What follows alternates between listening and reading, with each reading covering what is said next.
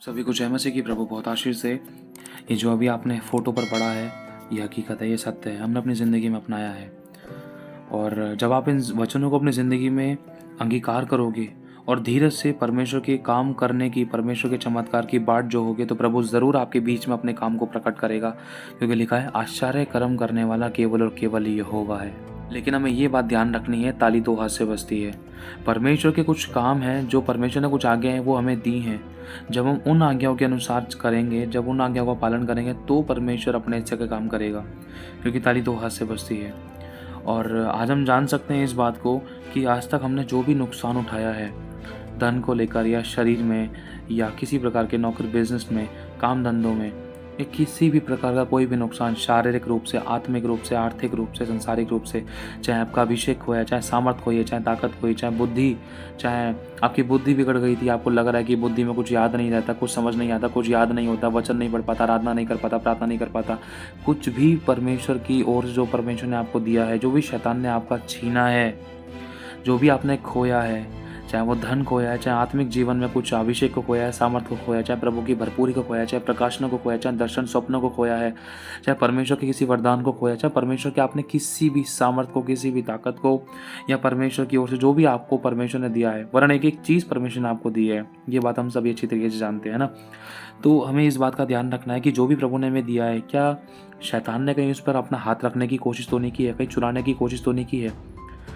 चाहे धन की बात को लेकर कह सकते हैं, घर में नुकसान वाली बातों को लेकर कह सकते हैं कि ये मशीन ख़राब हो गई, वो मशीन ख़राब हो गई, यहाँ पैसा बर्बाद हो गया, वहाँ हो गया, इसने लूट लिया, वो लेकर खा गया, हम तो कर्जे में, ये वो बहुत सारी बातों को लेकर अगर किसी को भी अपनी ज़िंदगी में ऐसा दिखाई दे रहा है कि आपकी बहुत अच्छी ब्लेसड लाइफ जो खुदा ने आपको दी है, या कुछ भी ऐसा जो आपके पास था परमेश्वर की दया से, या वो अब आपके पास नहीं है, या वो धीरे धीरे ख़त्म होता जा रहा है, या ऐसा लग रहा है कि चुरा लिया किसी ने, चाहे आपका चैन चुराए, चाहे शांति चुराई, चाहे आशीष चुराई, चाहे बरकत चुराई है, चाहे आपकी चंगाई चुराई है, चाहे आपका चैन चुराया है, चाहे किसी प्रकार से आप प्रभु के साथ संगति करते रहे, चाहे आपका समय चुराने की कोशिश करिए, चाहे आपका आराधना प्रार्थना जीवन चुराने की कोशिश करिए, तो मेरे भाई और बहनों, परमेश्वर का आज वचन हमसे कहता है वो सब कुछ भरपाई करके देगा। लेकिन ये सब होगा कैसे? देखो, ताली दो हाथ से बजती है। हमें कुछ अपने हिस्से का काम करना है, बाकी सब कुछ करने वाला परमेश्वर है। परमेश्वर हमें बोलने का मौका नहीं देगा, इस बात को कभी मत भूलना। आपके सामने कुछ वचन पढ़े जाएंगे और ये वचन आपको वीडियो के नीचे डिस्क्रिप्शन में दे दिए जाएंगे। आप चाहो तो उनको पढ़ भी सकते हो, पढ़ते पढ़ते वीडियो भी देख सकते हो। ठीक है, तो शुरुआत करते हैं। लिखा है मलाकी 3 अध्याय और उसकी 10वीं आयत से। लिखा है, सारे दशमांश मेरे भंडार में ले आओ कि मेरे भवन में भोजन वस्तु रहे।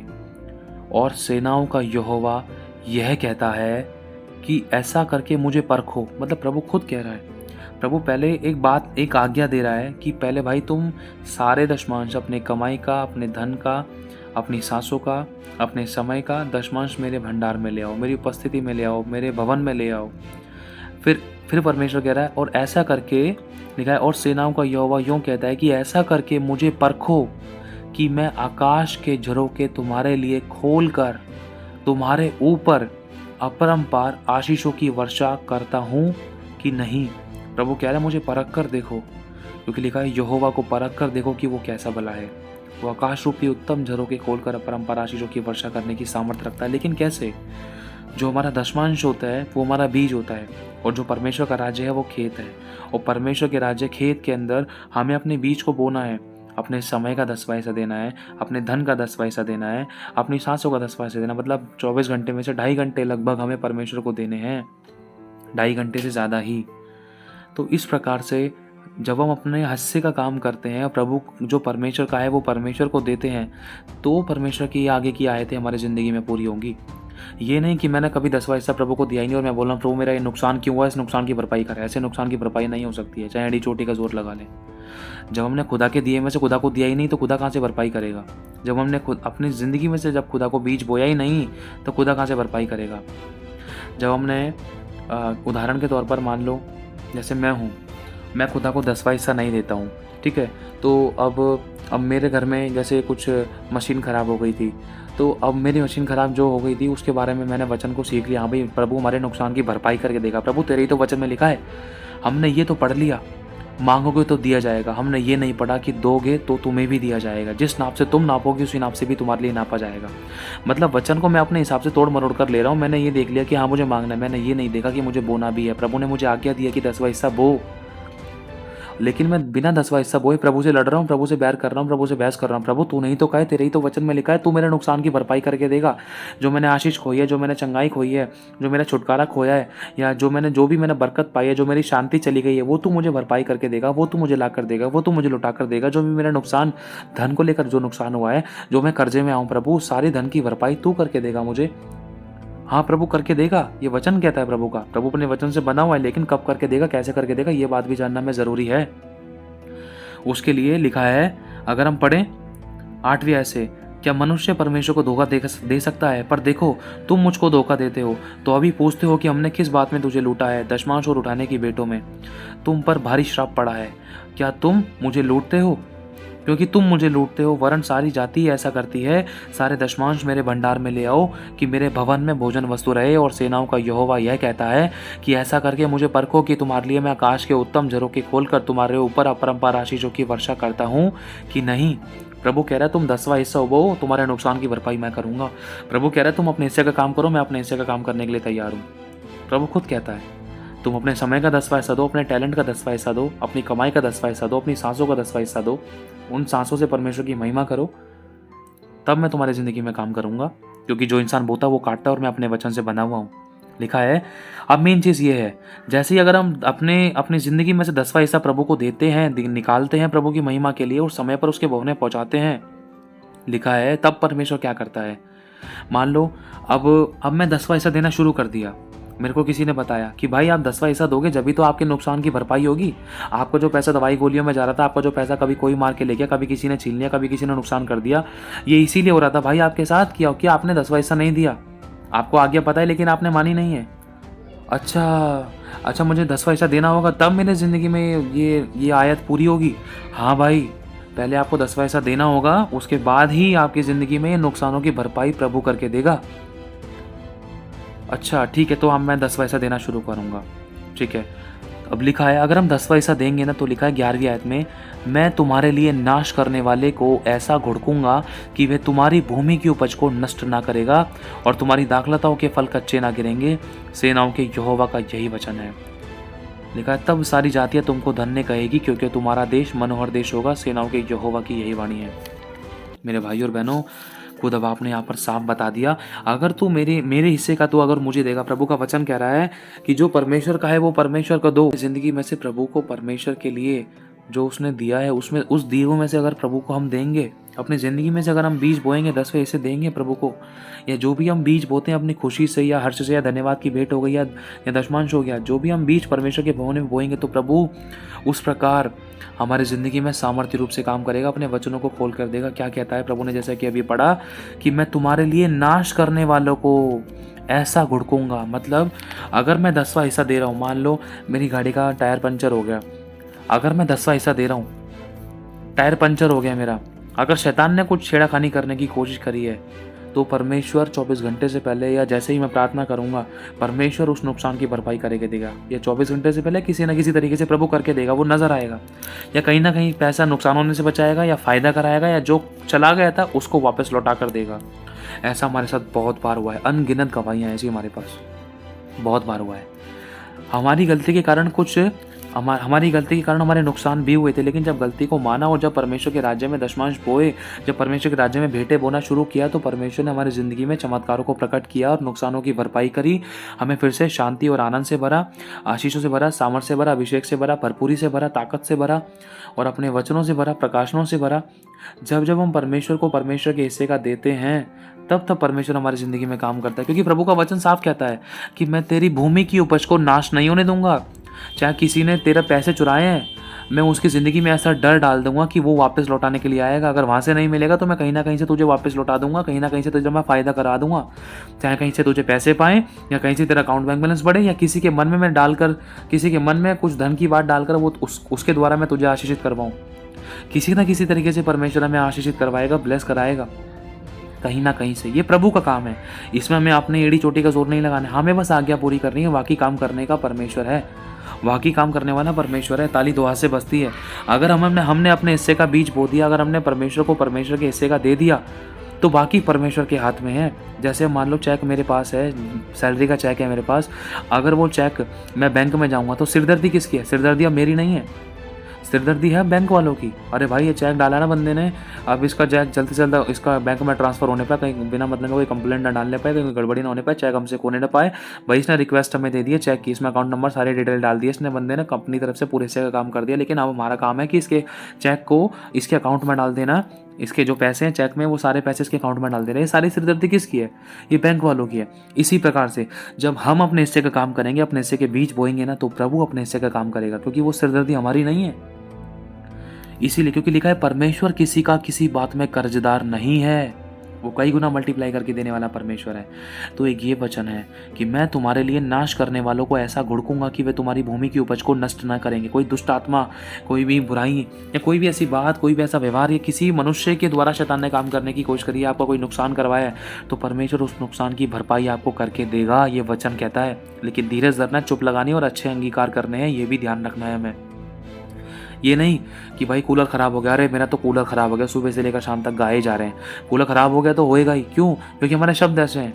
अगर ख़राब हो गया, चाहे भले ही हमने अपनी तरफ से पैसे लगा दिए, लेकिन अगर हमने प्रार्थना करी, प्रभु हमारी जिस भी गलती के कारण ये कूलर ख़राब हुआ है या हमारा जो नुकसान हुआ है, हमारे उन गलती को क्षमा कर और हमें याद दिला वो गलती क्या है, ताकि वो गलती हमसे दोबारा ना हो, ताकि हमारे ज़िंदगी में कोई बड़ा और नुकसान ना होने पाए। और प्रभु अगर तुझे लग रहा है कि ये शैतान की ओर से कोई चाल है कि हमारा नुकसान करा है, प्रभु तेरा ही वचन कहता है तू हमारे नुकसान की भरपाई करके देगा। प्रभु हमारे नुकसान की भरपाई कर, हम तेरा धन्यवाद करते हैं।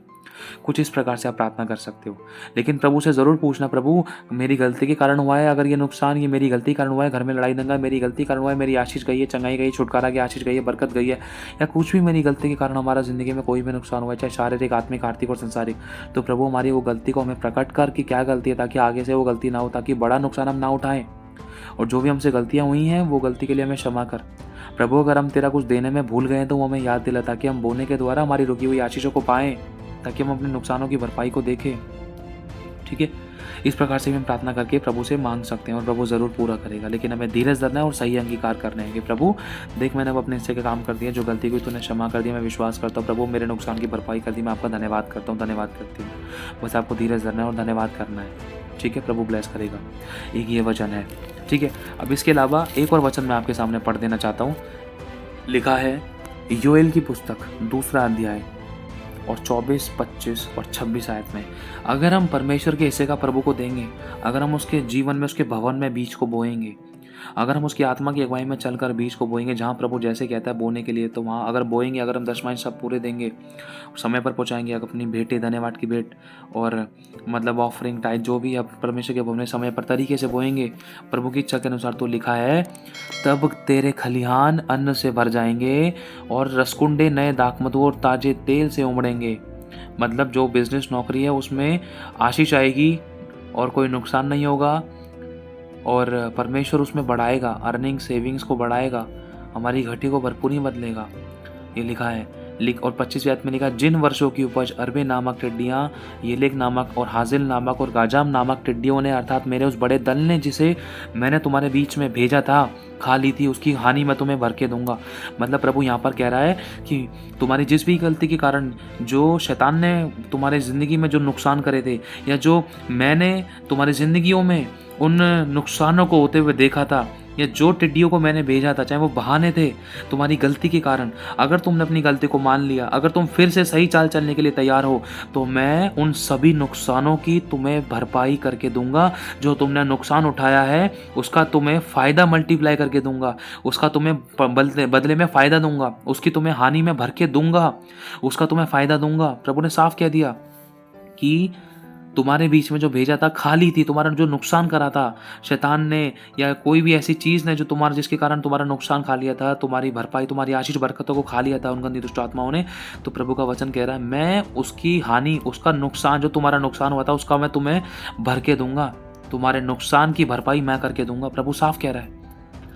लिखा है कि तुम पेट भर के खाओगे और तृप्त होंगे और अपने परमेश्वर यहोवा के नाम की स्तुति करोगे, जिसने तुम्हारे लिए आश्चर्य के काम किए हैं, और मेरी प्रजा की आशा फिर कभी ना टूटेगी।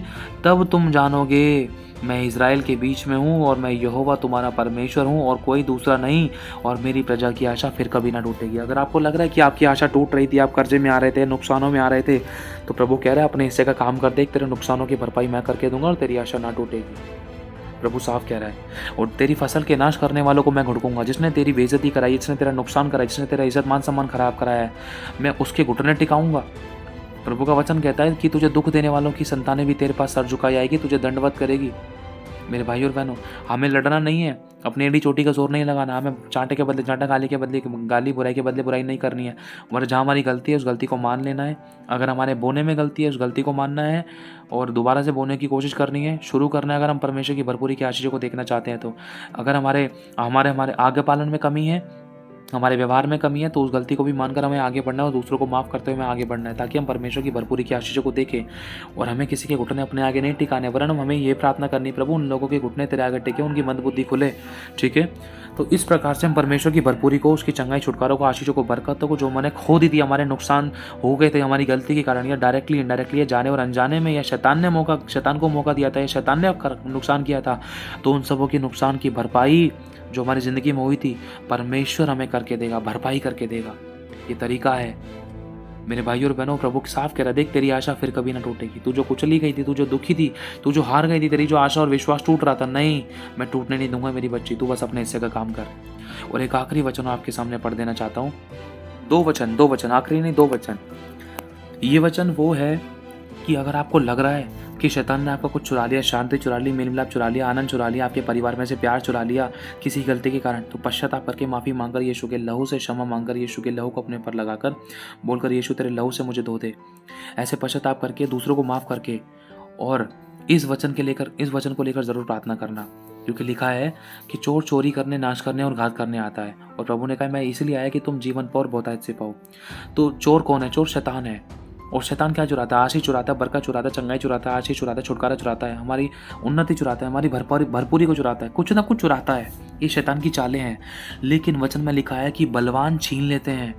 आप और मैं बलवान हैं। आप और मैं मसीह के वचन को जानने के बाद बलवान है, इस बात को मत भूलना। आपको इस तरीके से शैतान से छीनना है। कैसे? लिखा है कि जो कुछ तू पृथ्वी पर बांधेगा वह स्वर्ग में बंधेगा, जो कुछ तू पृथ्वी पर खोलेगा वह स्वर्ग में खुलेगा। मत्ती 18:18 में लिखा है शायद ये। तो हम उन शैतान की गंदी आत्माओं को अपने मुंह से बोलकर बांधना है। ए गंदी आत्मा, ए शैतानी गंदी आत्मा, जो तूने मेरी आशीष चुराई है, बरकत चुराई है, चंगाई चुराई, छुटकारा चुराया है, मेरी शांति चुराई, मेरा अभिषेक चुराया है, जो भी तूने मेरा चुराया, मेरे घर में से, मेरे परिवार में से, मेरे रिश्ते नातों में से जो भी तूने चुराया है, शैतानी गंदी आत्मा, मैं तुझे बांधती हूँ, मैं तुझे बांधता हूँ, और यीशु के नाम से मैं तुझे अधोलोक के कुंड में कैद करता हूँ और नष्ट करता हूँ। ऐसे प्रार्थना करके बांध कर, फिर उसके बाद आपको करना क्या है? बांधने के बाद आपका, प्रभु का वचन कहता है, लिखा है कि बलवान छीन लेते हैं। आपको बोलना है, प्रभु तेरा ही वचन कहता है कि मैं बलवान हूँ, और तेरे वचन में लिखा है कि बलवान छीन लेते हैं। और आपको क्या छीनना है? जो भी शैतान ने आपको चुराया है वो छीनना है। किससे? शैतान से।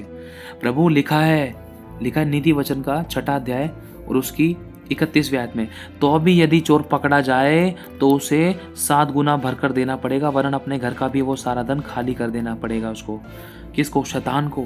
प्रभु तेरे ही वचन में लिखा है कि जब शैतान ने अगर तेरा कुछ भी चुराया है तो प्रभु बलवान छीन लेते हैं, तू हमें उन नुकसानों की भरपाई करके देगा।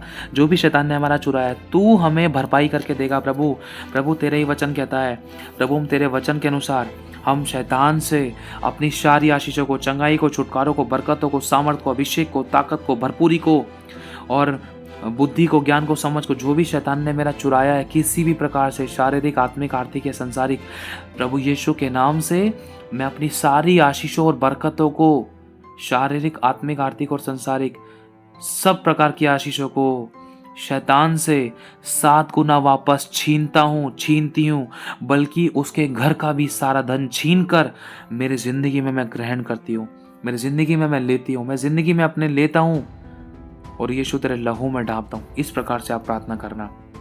ये वचन है नीति वचन 6 अध्याय 31 आयत में। हाँ, 30 और 31 आयत में, 31 आयत में। ठीक है, ये एक प्रकाशन के तौर पर भी है। और जब आप शैतान से छीनो तो यीशु के लहू में ज़रूर ढाँपना। ये एक आत्मिक युद्ध है। क्या बोलना है फिर से बता देता हूँ। प्रभु यीशु तेरे नाम से, प्रभु जो भी मेरी गलती के कारण शैतान ने मेरी चंगाई को छीना है, जो मेरे दर्द दोबारा से हो गया था, प्रभु जो भी शैतान ने मेरी आशीष को छीना है, मेरी नौकरी बिजनेस को छीना है, मेरे घर परिवार की शांति प्रेम को छीना है, प्रभु मैं अपनी गलती को मानकर तेरे पास आती हूँ, तो अपने लहू से मुझे धो दे और मेरी सारी आशीषों को, बरकतों को, चंगाई को, छुटकारों को, शांति प्रेम मेल मिलाप को, जो भी शैतान ने हमारा छीना था, प्रभु शैतान से मैं 7 गुना वापस छीनता हूँ, बल्कि उसके घर का भी सारा धन छीन कर मेरी ज़िंदगी में मैं ग्रहण करता हूँ और यीशु मसीह तेरे लहू में ढाँपती हूँ। ऐसा करके आप आमीन कहकर, आप इस वचन के द्वारा शैतान से छीनने के द्वारा आमीन कहकर इसको पूरा कर सकते हो। अब बस आपको करना क्या है, आमीन कहने के बाद आपको धन्यवाद करना है। और एक वचन मैं आपके लिए और पढ़ देता हूँ। फिलिपियो 4:19 लिखा है, फिलिपियो 4:19 में कि मेरा परमेश्वर भी अपने उस धन के अनुसार जो महिमा सहित मसीह यीशु में है, मेरी हर एक घटी को पूरा करेगा। आपको ये वचन बोलना है। प्रभु तेरा ही वचन कहता है तू मेरी हर एक घटी को पूरा करेगा। अगर आपको लग रहा है शरीर में कमज़ोर हो, आत्मा में कमज़ोर हो, बुद्धि में कमज़ोर हो, सामर्थ्य में कमज़ोर हो, वचनों में कमज़ोर हो, प्रकाशनों में कमज़ोर हो, धन में कमज़ोर हो, आशीषों में कमज़ोर हो, बरकतों में कमज़ोर हो, शांति में कमज़ोर हो, प्रेम में कमज़ोर हो, या प्रभु की आज्ञा पालन में कमज़ोर हो, प्रभु अपनी महिमा के धन के अनुसार मेरी इस घटी को तो पूरा कर। इस वचन के द्वारा भी आप प्रभु से मांग सकते हैं, लेकिन अपने हिस्से का काम भी करना है। प्रभु के साथ सही रीति से चलना है। प्रभु के हिस्से का है वो प्रभु को देना है। तो मेरे भाइयों और बहनों, इन वचनों के द्वारा आप शैतान पर जय पा सकते हो, वरन इन वचनों का इस्तेमाल करके अपने मुंह से अंगीकार करके इन पर बने रहना है, आमीन कहकर धन्यवाद करना है और अपने मुंह से गलत अंगीकार फिर से नहीं करना है और आप प्रभु के चमत्कार को देखोगे। यह आपके विश्वास के ऊपर है।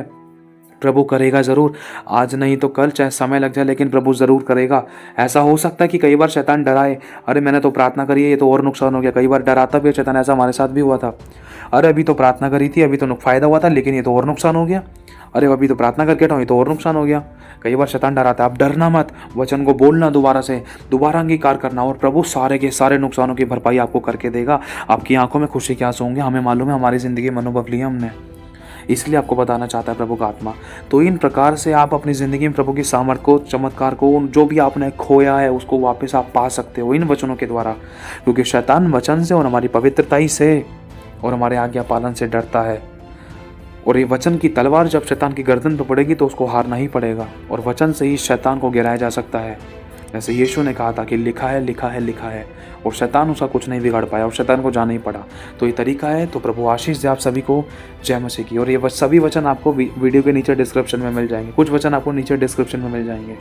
जय मसीह की आप सभी को।